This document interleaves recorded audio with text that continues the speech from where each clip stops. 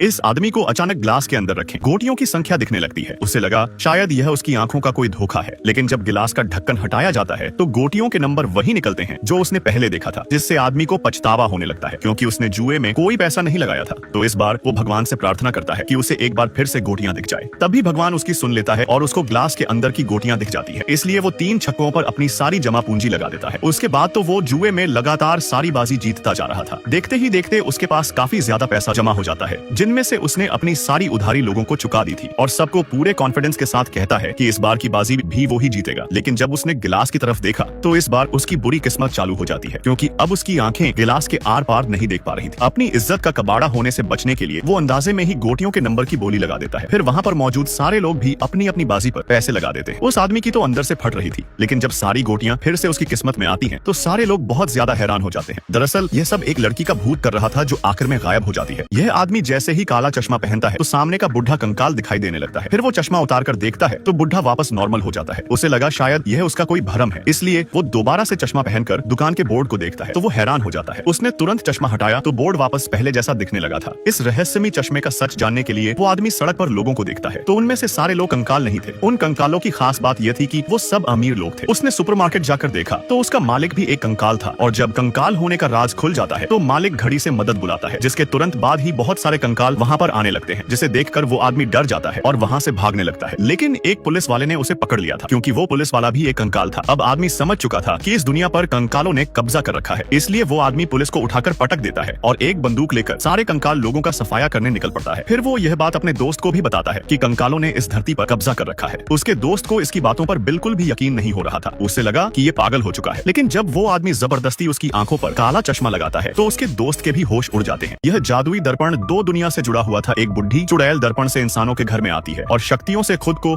एक सुंदर महिला के रूप में बदल देती है, जिसके बाद चुड़ैल घर से बाहर निकलकर मानव दुनिया की ताजा हवा खाने लगी थी। उसे घूमने के लिए एक विशेष वाहन की जरूरत थी, इसीलिए वो पास की पुरानी कबाड़ गाड़ी को जादू से उसे बिल्कुल नया बना देती है। फिर बुढ़ी चुड़ैल तुरंत गाड़ी में बैठती है और कुछ खोजने के लिए उसने धागे का गोला बाहर फेंक दिया था। गाड़ी धीरे धीरे उसके पीछे जाती है। बुढ़िया के पीछे लोगों के कारों की लंबी लाइन लग चुकी थी। फिर चुड़ैल गोला उठा लेती है, क्योंकि उसे वो चीज मिल गई थी जिसकी उसे तलाश थी। चुड़ैल दर्पण में एक सेब फेंकती है जो कंपास की तरह काम कर रहा था। कार चुड़ैल को उसी दिशा में लेकर जाने लगी थी। दरअसल एक दिन पहले चुड़ैल ने जंगल में एक छोटा अजीब प्राणी पकड़ा था, जिसको खाने से जादुई शक्तियां मिलती थी। चुड़ैल खुश होकर उस प्राणी को पकाने की तैयारी कर रही थी। वो उसका सूप बनाने वाली थी। उसने आटा गूंथकर उसमें जहरीले मशरूम भी डाल दिए थे, जो छोटे केक में बदल जाते हैं। चुड़ैल के घर में एक जादुई दर्पण था जो मानव दुनिया से जुड़ा हुआ था। जब चुड़ैल खाना बनाने में व्यस्त थी, दूसरी ओर इंसानी घर में एक परिवार उसे खाली करने के लिए आता है, जिसमें जादुई दर्पण जुड़ा हुआ था। आदमी को दर्पण सामान्य दिखता है। थकी हुई चुड़ैल अनजाने में सो जाती है, जिससे छोटे प्राणी को भागने का मौका मिल गया था। वो अपनी रस्सी खोलता है और बड़ी सावधानी से कई प्रयासों के बाद चुड़ैल से चाबी चुराता है और फटाफट तेजी से दौड़कर अलमारी का दरवाजा खोलता है, जिसमें जादुई दर्पण रखा हुआ था। छोटा प्राणी दर्पण से इंसानी घर में पहुंच जाता है और जब चुड़ैल को पता चला तो छोटा प्राणी मानव घर में एक बॉक्स के अंदर छुप गया था, जिसे आदमी उठाकर इस पुराने घर को छोड़कर चले गए थे। लेकिन चुड़ैल इतनी जल्दी हार नहीं मानने वाली थी। वो जादुई दर्पण से बाहर निकलती है